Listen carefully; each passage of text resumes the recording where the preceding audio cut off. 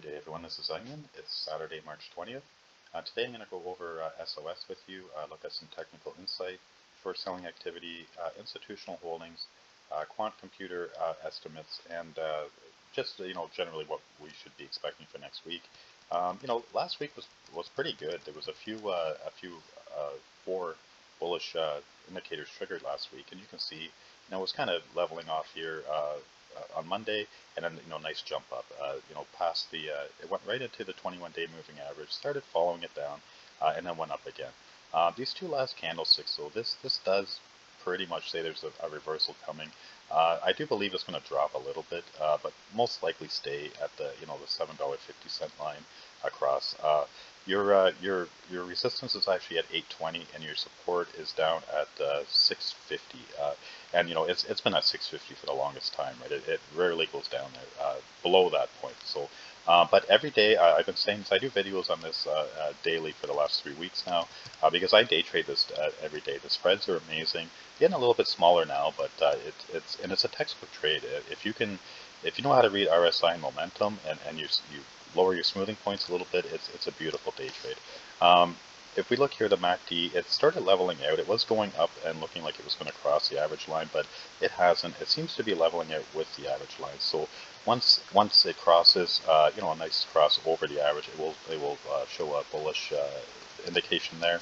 Momentum's going up. Everything, indicators are all looking up or sideways here. So.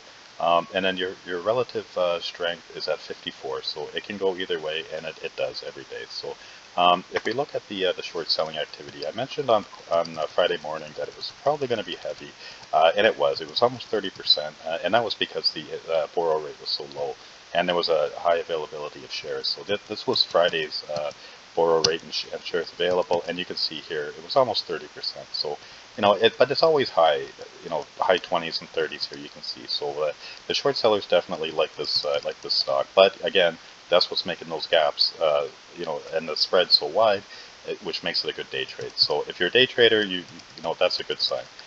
Institutional activity and holdings, there hasn't been anything reported since March 1st, and that's when Blackstone covered their short position of 300 shares. So put to call ratio. There's not a lot of institutional activity here, but the put to call ratio is 0.01. A value here of 1 means that there's equal put and call buying from the institutions. So here you can see there's all the weight is on call options right now. But there are only 14 institutional owners, represent 45,000 shares, which is 0.16% of the float. So if we look here, this is the news release that came out yesterday or last week. Finally they're after Hindenburg attacked them for a bit, they're finally getting out some news.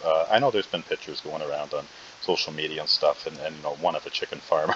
Like this is it's a funny story, but I kind of feel bad for the company because they're trying here. But they do have some finally some guidance, right? Like 43 bitcoins. That's good. I don't know if it's really.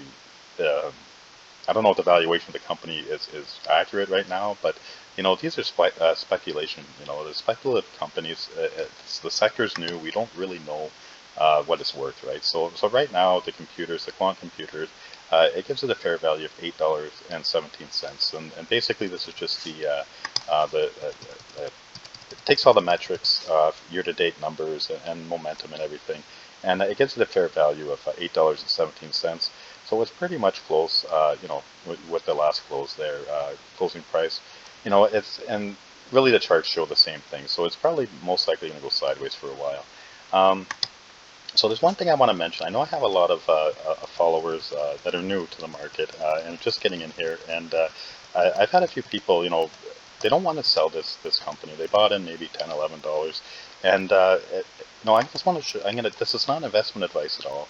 But I want to show you an option. If you're just watching your shares sit there and watching the stock price go sideways, and you're not making any money off it.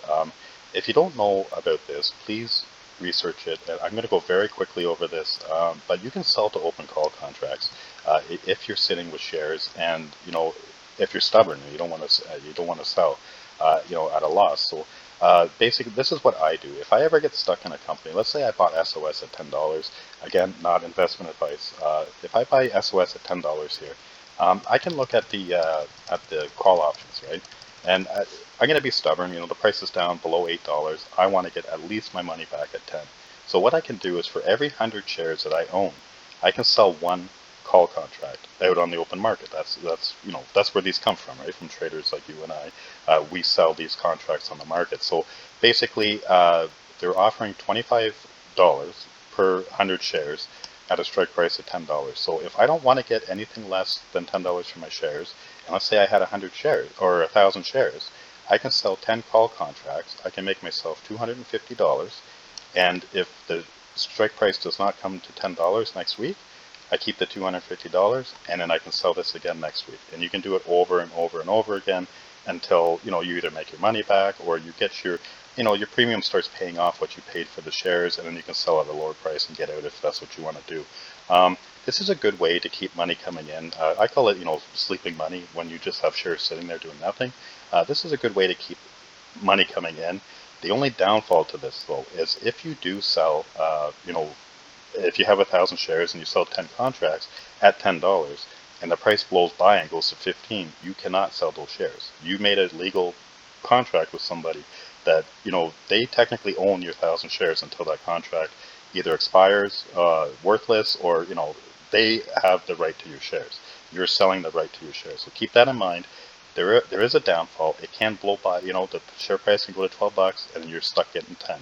But the whole point is you sell this contract enough times that if it does do that, it really doesn't matter. You're at least at least break even or profit, right? And that's the whole name of the game. So if you don't know about this, this is called sell to open call contracts. Most brokers require them to be covered, meaning you have to own the shares. Otherwise, if you'll have a short position if somebody does exercise the contract. So I hope this video helps. Have a wonderful trading week. Take care of yourselves and good luck.